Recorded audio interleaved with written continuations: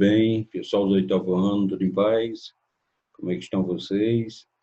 Muito bem, resolvi gravar aqui esse vídeo para vocês sobre a Revolução Francesa de 1789. É um assunto muito importante, tá certo? Não se preocupe que eu não vou me demorar, tá? Mas eu tenho que colocar para vocês os principais aspectos referentes a esse tema do oitavo ano, que é muito importante, chamado Revolução Francesa, tá? Turma, a Revolução Francesa foi, como aqui está escrito, um dos principais acontecimentos da história. Ela durou 10 anos, de 1789 a 99, tá? Foi um marco na civilização ocidental, recebeu aquela inspiração dos ideais iluministas, liberdade, igualdade, fraternidade. É um movimento que afetou o mundo inteiro, inspirou movimentos no mundo inteiro, tá? Então, para você entender a Revolução Francesa, você tem que dar uma olhada antes na França, antes da Revolução, a chamada França pré-revolucionária, tá? Como é que estava a situação? A forma de governo era a monarquia absolutista. Quem governava o país era Luís XVI, com mão de ferro. Tá? Socialmente, havia muita miséria, muita fome, tá? Muita pobreza, tá? E algumas classes, algumas camadas muito privilegiadas no poder. Tá? A situação era essa. Ó. No primeiro estado, tá? Pouquíssimas pessoas, tá? 1% da população. A população era mais ou menos o quê? 25 milhões de habitantes. 1%, primeiro estado, clero. Clero é o pessoal da Igreja Católica, tá? Segundo estado, 2%, a nobreza, duques, viscondes, tá? Barões, marqueses. Tá? Esse pessoal, a nobreza, tanto a nobreza da corte, quanto a nobreza rural, eles viviam em privilégios, em mordomias, tá? Gastando o dinheiro do Estado. E o povão eu não falo na miséria total, porque a burguesia, que também estava no terceiro estado, 97% da população, terceiro estado, burguesia, camponeses e sans-culottes. A burguesia era rica, tá? Pagava impostos, mas não tinha direito a nada. Camponeses na miséria, completamente. Tá? E sans-culottes, que era o trabalhador urbano, também em péssimas condições de vida. Então, a maior parte da população arcava com o pagamento de todos os impostos. Tá? Nessa imagem, você vê o terceiro estado, certo? Sendo massacrado pelo primeiro e pelo segundo estado. Então, essa situação, turma, ela era injusta, completamente desigual.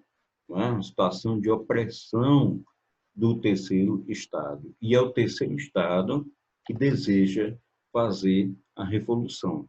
Então, você tem o quê? Uma situação de exploração do terceiro estado, uma crise econômica muito grande na época, tá? As ideias iluministas, liberdade, igualdade, fraternidade, essas ideias vão inspirar os revolucionários e tudo isso vai resultar aqui numa grande revolução de 10 anos, chamada Revolução Francesa, violentíssima, que mudou não só a França, não só a Europa, mas sacudiu o mundo, certo? Então, nós tivemos em 1789 a reunião dos Estados Gerais, primeiro, segundo e terceiro estado. Para quê? Para discutir a situação da França. Tá?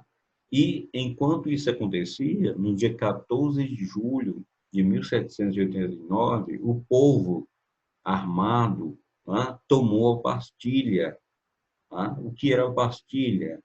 A Bastilha era um castelo que era, na verdade, uma prisão onde o rei colocava os seus inimigos políticos. Então, o povo invadiu Bastilha, né?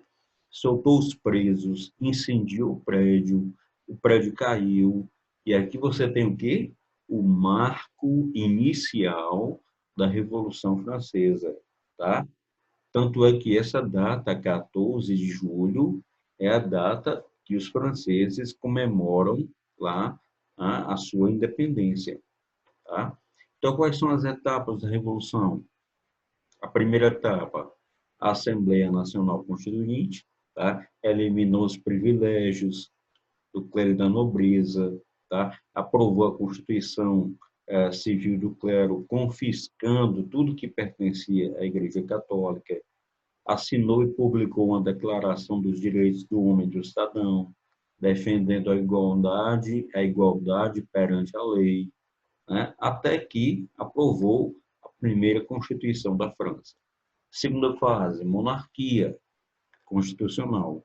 O rei será executado, mas por enquanto ainda não. Então, o rei continua vivo, mas sem poder, tá?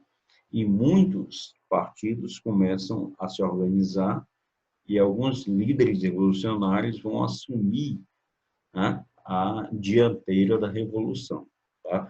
Girondinos, jacobinos e outros grupos, o que são eles? São grupos políticos, alta burguesia, pequena burguesia, tá? Uns mais radicais, outros menos radicais, tá? Até que foi estabelecida a convenção. A convenção foi o período mais radical, tá? Mais radical da Revolução, onde o rei, não só o rei, mas milhares de pessoas foram executadas na guilhotina, e que foi o grande líder desse processo de terror, de execução, foi esse cara que você está vendo, Robespierre, tá? O nome dele era Robespierre, tá? Ele foi o cara que mandou executar milhares de pessoas na guilhotina, porque achava que quem discordasse dele estava traindo a França, tá? E naquele momento ele era o líder da revolução. Era um regime de terror, com Robespierre, tá?